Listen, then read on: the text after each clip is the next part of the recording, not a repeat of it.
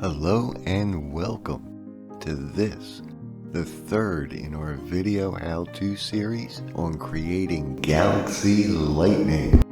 In today's episode, we're going to start to learn how to direct where we want the lightning to go. Come on in and check it out. I am Dyeverse Designs, positive energy designs for positive energy people, aka living for the better good of all. So who I am, it's what I do, my mission, my passion in life. And I thank you for living for the better good of all you people, great people who've been subscribing and viewing. It's really helped the channel to grow tremendously.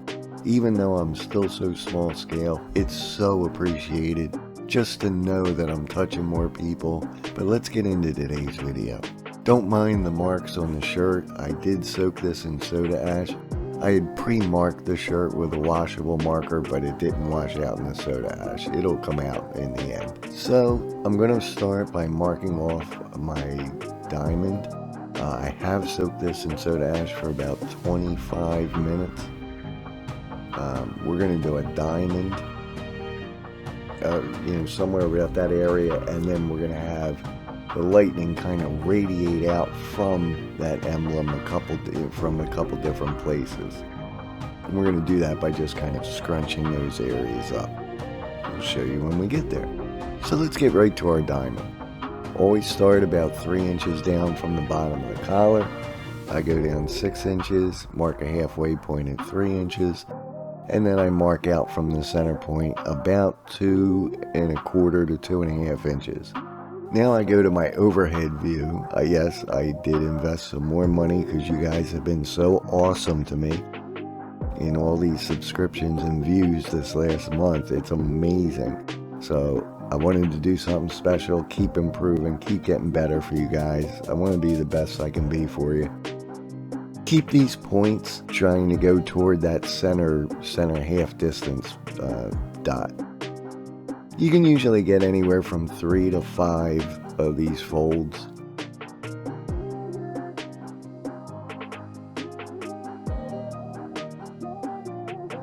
In this case, we got 4.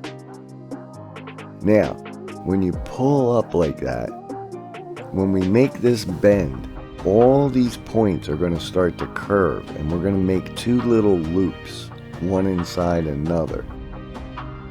And you'll kind of see when we go. So now that I have it all set, I use my index finger as a pivot point. I rotate the shirt around so I can continue my fold, and you can already see where the curve is starting at the top. In here is where all these extra folds you have to really develop.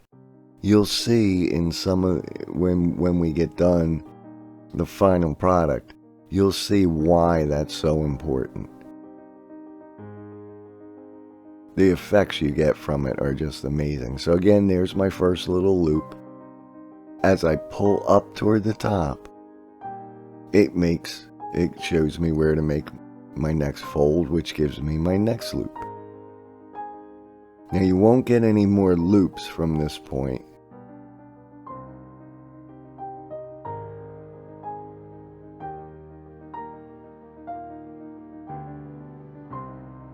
It can be a little challenging once you get to this stage to try to keep it all nice and neat.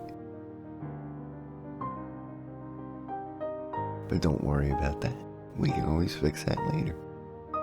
Like now. Now I left it a little askew. I didn't have the line completely evened up when I tied this. I did that intentionally because I wanted to try to see if that changes the bottom of the diamond emblem. So then I'm going to spread it back out, and I'll change the view so that you can see a little bit more. But ideally, we're just going to spread some streaks of scrunch fold, just where we want the lightning strikes to go. So we'll radiate out from the emblem, and we'll probably do like 1 out from the emblem out through the shoulder, 1 from the emblem down to the back bottom corner of the T, and then 1 that goes down toward the hip. That center area at the bottom would be where your hip would be. So we'll just do some just varying scrunches just to get that. Now, you're going to want these scrunches to go a little bit more laterally, the long way of the shirt, than all just really tight crinkles on this one. Because you want it to look like lightning, right? So we'll crinkle it up into there. I just go through it like, 3 or 4 times, as you can see, because I really want to be sure I have a good picture of where I'm going with it. A complete picture, because, I might start with saying, okay, well, I want my lightning to be here, and then I decide I want 2 more strips, but I only have room for 1, and it's in an off place. So, the better picture you have of the whole thing, and really run through it, the better you'll be. And as you can see, I'm doing my scrunch folds a little more so that they're longer, so that they run a little more toward the top and bottom of the shirt. The full long way of what you're seeing of the shirt. And I'm just doing some little scrunches, just guiding that up. Not trying not to go in too straight a line, because lightning doesn't go in straight lines. And I'm just going to carry that right up to the emblem.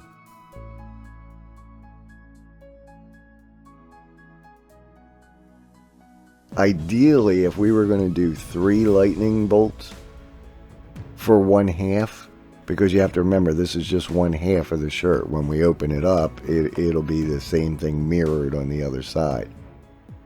I would try to keep 1 lightning bolt toward the bottom of the emblem, the right of your screen of the emblem.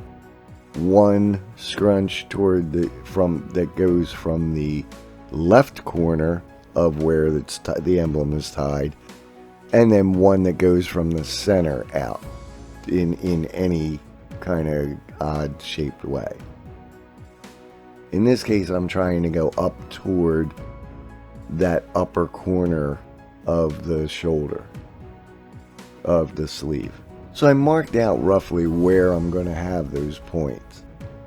And I'm just doing some kind of loose fold kind of stuff in between there for right now. Now it is going to mess up my scrunches a little bit, but that's not a big deal to re-scrunch, believe me. Scrunching is about the easiest thing you can ever do in tie-dye.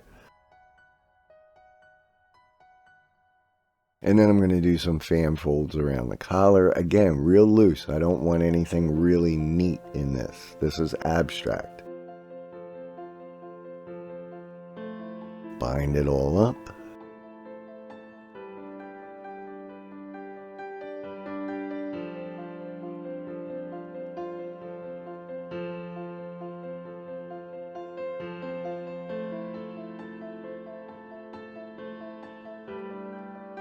Alright, let's get some dye on this puppy. So here's our emblem. I did it in a peacock blue. And then I came around the underside with just a little bit of a bright green. And then here I have better blue green and bright green. That's one of my lightning strikes. And there's my other lightning strike. One more going across toward the center. A little more bright green, or that's lemon yellow and deep purple and more peacock blue. That peacock blue will be up toward the shoulder, right where the sleeve starts. A little more peacock blue down toward the bottom. A little more lemon yellow. Actually changed it up to some bright green there. And then we went the normal route. We gave it about an hour and a half. Peak at the bottom. When it looks like it's almost all the way through, but not quite, for the greens and the blues, go ahead and take your ice off. That's where the magic happens, by not letting the dye completely saturate through the shirt. Now, as I said, it's not an exact science. You do have to really play with it a lot and watch it very carefully after that hour point to get that right level of saturation down through the bottom of the shirt. Your darker colors like your reds, your purples, they're going to sink through no problem. You're not going to have any worries with that. The other thing you can do is you can actually just apply lighter dye of the greens and the medium blues where you want the lightning.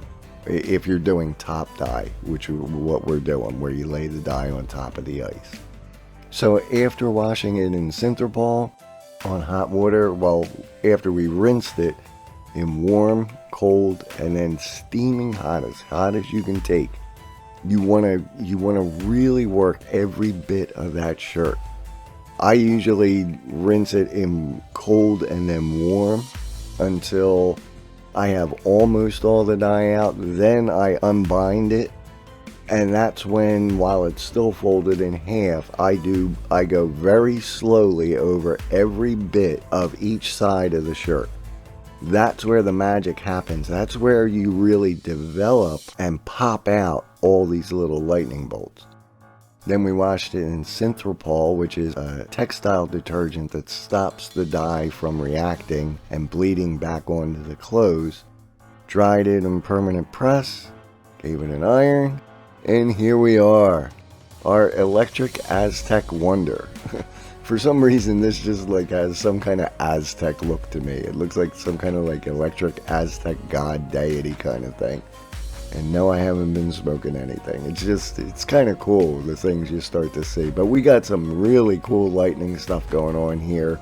As I had mentioned earlier, by really playing with those fan folds right around where you make the bend, as you're making your fan folds down one line of the diamond, and then you make the bend to go down the other line. Right there, by taking them extra fan folds, that's where we get a lot of that radiating effect around the diamond. We got some real cool lightning kind of things with the green. That's what made it look like kind of like arms, body, and the legs. And then I don't know how we kind of got that thing down the bottom there, because we did kind of fan folds, and yet we got some kind of like wild geometric pattern in that lighter blue, which was actually a peacock blue. Not sure what happened there. So in any case, that's how you direct the lightning and kind of guide it where you want it to go. Give it a shot. Let me know what you think.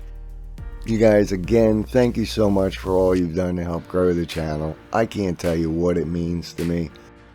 I am Dyeverse Designs, aka Living for the Better Good of All. And if you haven't subscribed yet, you have a chance to live for the better good of all too. Click the subscribe button that's about to pop up. Little green shirt in a circle. Little green tie-dye shirt in a circle. Please click that subscribe button for me. Best I've ever felt in my life is when I did something good for somebody else. I want to give you that feeling right now. Go ahead and click the button. You'll feel great. Until then, I am living for the better good of all. I hope you are too.